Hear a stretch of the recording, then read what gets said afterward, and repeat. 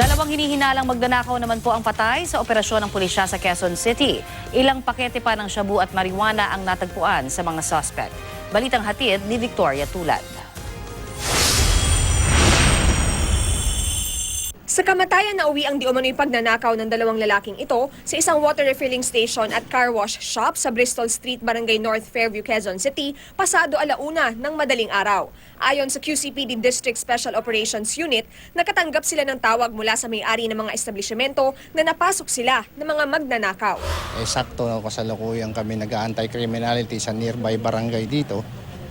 At nung tumawag nga yung may-ari ng bahay din sa isang kasama ko, nag-responde kami rito. Ito nga inabutan namin, nilalabas na yung mga gamit. Pagdating namin, bigla na lang namutok. At ang ginawa ng ating kapulisan ay nag-retaliate.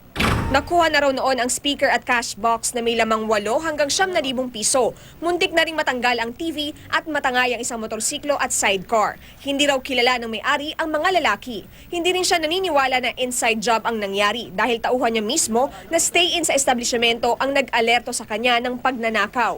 Napapansin ko na yan yung tao na yan. Tapos nung December 25 ng Pasko, yung isang tao ko rin, nakita rin nila yan.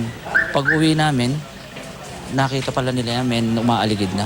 May mga ID na nakuha sa dalawang suspect, pero hindi sa kanila ang mga ito, kaya patuloy pang inaalam ng pulisya ang kanilang pagkakakilanlan. Nakuha din mula sa kanila ang 4 na sachet ng hinihinalang shabu, isang sachet ng hinihinalang marijuana, isang bolt cutter, isang kalibre 38 at kalibre 45. Victoria Tulad, GMA News.